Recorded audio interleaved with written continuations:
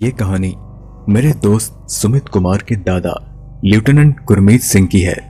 उनकी पोस्टिंग पंजाब में हुई थी, लेकिन साल 1965 में जब इंडिया पाकिस्तान की जंग हुई तो उन्हें उस जंग में हिस्सा नहीं लेने दिया, जिससे वे काफी निराश रहने लगे।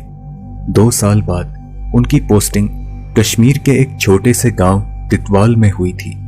उस समय आज की तरह वहां पर कोई सुविधा मौजूद नहीं थी, बल्कि एक घना जंगल हुआ करता था जहां दुश्मनों का छुपना बिल्कुल आसान था। जिस जगह उनकी पोस्टिंग हुई वहीं पर 1965 में इंडिया पाकिस्तान की जंग हुई थी। उनको चार्ली कंपनी में तैनात किया गया था। एक दिन उनको पेट्रोलिंग के लिए ऑर्डर्स मिले और उनको बेस कैंप से लेकर पूरे जंगल की पेट्रोलिंग करनी थी। उन्होंने अपने साथ 8 जवान लिए और पेट्रोलिंग के लिए निकल पड़े। दरअसल उनका मिशन था जंगल की छानबीन करना और अगर कोई दुश्मन हो तो उसे खत्म करके बेस को खबर देना। उनके साथ यूनिट के बेहतरीन जवान थे। पहले दिन ज्यादा कुछ नहीं हुआ। उन्होंने आराम से कैंप लगाकर पूरी रात गुजारी और अगले दिन दोबारा पेट्रोलिंग पर लग गए। उनका मिशन लगभग 2 हफ्तों का था और ऐसे ही 3-4 दिन निकल गए और उन्हें जंगल में कोई नहीं मिला। उन्होंने तलाश जारी रखी, लेकिन छठी रात को जब वे लोग कैंप लगाकर सो रहे थे तो उन जवानों में से 2 को कैंप की रखवाली के लिए जागने को कहा गया। रात को करीब 2:30 बजे सिपाही राम सिंह ने झाड़ियों के पीछे कुछ सरसराहट महसूस की। उसने सोचा कि शायद कोई जानवर होगा, लेकिन जब उसने ध्यान से देखा तो पाया कि झाड़ी के पीछे एक फौजी का हेलमेट नजर आ रहा है। वह जोर से चिल्लाया। गुरमीत सिंह चौंक कर उठे और सारे जवान भागकर राम सिंह के पास पहुंचे। फिर राम सिंह ने बताया कि उस झाड़ी के पीछे शायद कोई फौजी छिपा है। वो सब साथ में आगे बढ़े और देखा कि वहां कुछ नहीं है। राम सिंह पूरे विश्वास के साथ बोल रहा था, लेकिन फिर भी उसकी बातों का किसी ने विश्वास नहीं किया और यह कहकर टाल दिया कि शायद ये उसका वहम हो सकता है। गुरमीत सिंह उससे बोले कि राम सिंह, तुमने फालतू में हम सबको जगा दिया, चलो अब सब वापस चलो। लेकिन साथ ही साथ मन ही मन में गुरमीत जी और उनके साथी सावधान हो गए थे। वो समझ गए कि यहां पर कुछ ना कुछ गड़बड़ तो जरूर है। अगले दिन वो वहां से आगे निकले। दिन भर की पेट्रोलिंग के बाद रात में दोबारा कैंप लगा और 2 जवानों की ड्यूटी कैंप की रखवाली के लिए लगाई गई। रात में दोबारा वैसा ही हुआ। ड्यूटी पर तैनात एक सैनिक को कुछ ही दूर दोबारा कोई दिखाई दिया तो उसने भी आवाज लगाई। एक बार फिर सबके सब उसके पास पहुंचे और पूछा कि क्या हुआ। उसने कुछ नहीं कहा, बल्कि एक तरफ इशारा किया। जब सब लोगों ने उस दिशा में देखा तो कुछ साफ साफ नहीं दिखा, बस अंधेरे में एक परछाई दिखाई दी। इस बार वो परछाई सबको दिख रही थी और धीरे धीरे उनके करीब आ रही थी। वो सब चौंक गए कि ये सब आखिर हो क्या रहा है। जब वो परछाई उनके बहुत करीब आई तो गुरमीत जी ने लालटेन ऊपर की और उन्हें उसका चेहरा साफ साफ दिखने लगा। वो कोई परछाई नहीं बल्कि उनकी तरह एक फौजी था। उसने जैसे ही गुरमीत जी की रैंक देखी तो उसने उन्हें सैल्यूट किया। गुरमीत जी ने उससे पूछा कि वो कौन है और यहाँ क्या कर रहा है। तब उसने कहा कि साहब, मेरा नाम नवनीत सिंह है, मैं पंजाब का एक सैनिक हूँ। तब गुरमीत जी ने पूछा कि तुम यहाँ क्या कर रहे हो। तब उसने कहा कि साहब, मैं यहाँ जंगल में खो गया हूँ और रास्ता ढूंढ रहा हूँ। इस तरफ रोशनी दिखी तो मैं यहाँ आ गया।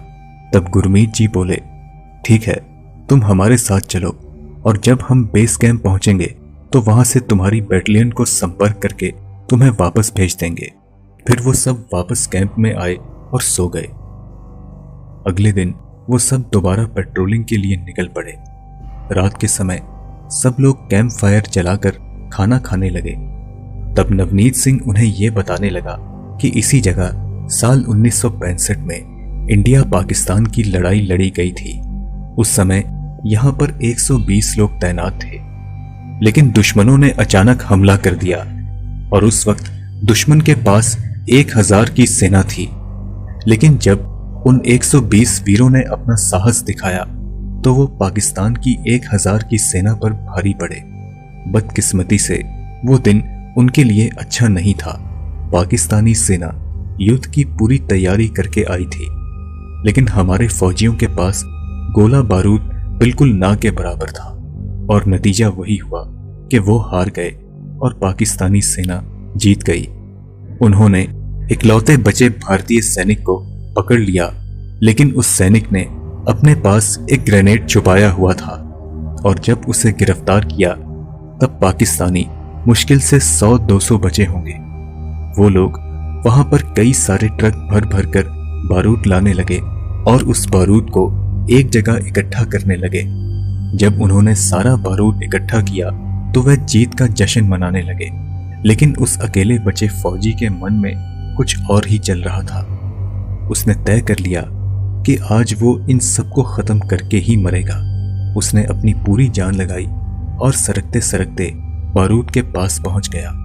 उसने जैसे तैसे रस्सी खोली, छुपा हुआ ग्रेनेड निकाला और जोर जोर से चिल्लाया और ग्रेनेड की पिन खींच दी। उसकी आवाज सुनकर पाकिस्तानी फौज भी वहां पर आई और तभी एक जोरदार धमाका हुआ जिसमें फौजी के साथ सारे पाकिस्तानी ढेर हो गए और बचे हुए भाग खड़े हुए।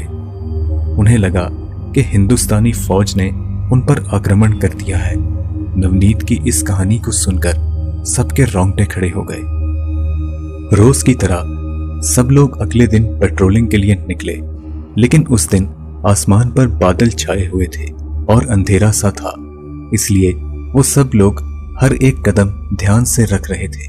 तभी नवनीत ने सबको रोक दिया और बोला, साहब, आपके लिए आगे जाना सही नहीं है और आपके साथियों के लिए भी नहीं। गुरमीत जी ने पूछा, क्यों, ऐसा क्या है वहां? फिर नवनीत ने उन्हें बताया कि साहब, यह वही जगह है जहां पर उस फौजी ने अपने साथ उन पाकिस्तानियों को उड़ा दिया था और हो सकता है कि वहां दुश्मन भी हों।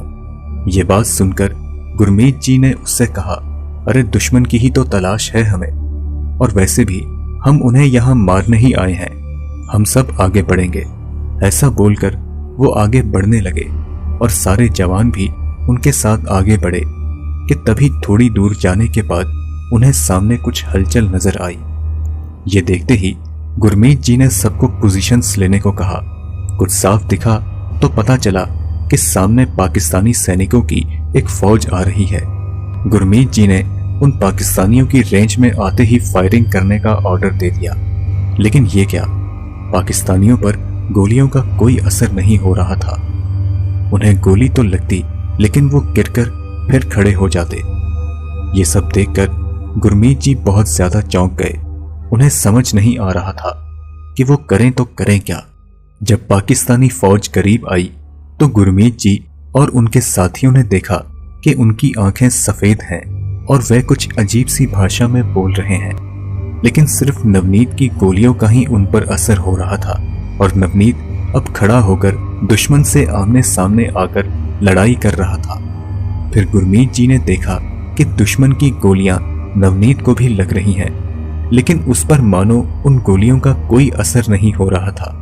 फिर नवनीत ने वो बात बोली जिसको सुनकर गुरमीत जी और उनके टीम के रोंगटे खड़े हो गए। नवनीत ने गुरमीत जी से कहा कि साहब, जिस आदमी ने वो ग्रेनेड की पिन खींचकर पाकिस्तानियों समेत खुद को उड़ा दिया था, वो कोई और नहीं बल्कि मैं ही हूं। मैंने ही इन सबको मारा था और आज भी मैं अकेला ही इन्हें मारूंगा। आप लोग प्लीज यहां से जल्दी चले जाएं। गुरमीत जी ने तुरंत फॉल बैक यानी पीछे हटने का ऑर्डर दिया और वो वहां से जैसे ही भागे एक जोरदार धमाके की आवाज आई और उन्होंने जब पीछे मुड़कर देखा तो सब कुछ गायब हो चुका था और सूरज भी बादलों को चीर कर आ चुका था और नवनीत का कहीं कोई नामो निशान नहीं था। गुरमीत जी और उनके साथियों को कुछ समझ नहीं आ रहा था कि आखिर ये सब हो क्या रहा है। उनके पेट्रोलिंग के अब कुछ ही दिन बचे थे। उन्होंने अपना मिशन जारी किया और जब वो वापस बेस पर पहुंचे तो उन्होंने सबको अपनी आप बीती सुनाई। लेकिन किसी ने उनकी बातों का विश्वास नहीं किया, बल्कि उनका मजाक बनाया और बात को टाल दिया।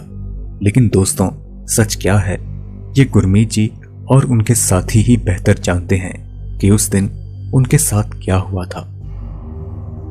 दोस्तों, आप मेरे इंस्टाग्राम अकाउंट पर मुझे फॉलो